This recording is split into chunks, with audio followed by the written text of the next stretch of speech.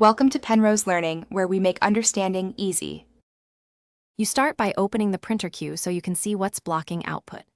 Navigate to Devices and Printers or Settings Printers and Scanners, then select your printer and open the queue. This gives you a live list of jobs.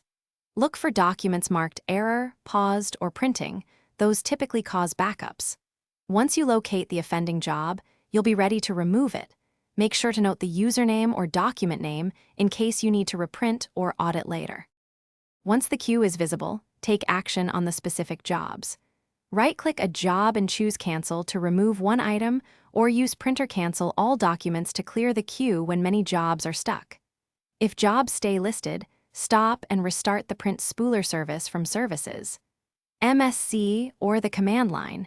This forces Windows to refresh its job list. Make sure you run services with admin rights, because the spooler restart needs elevate. Finish by confirming the queue is empty and printing a test page so you know the printer is accepting jobs again.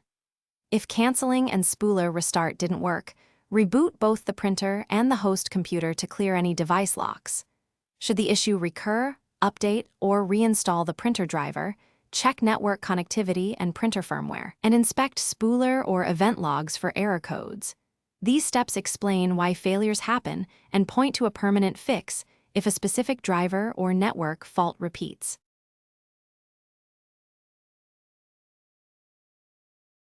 Thanks for watching. If this was helpful, leave a like and consider subscribing. See you next time.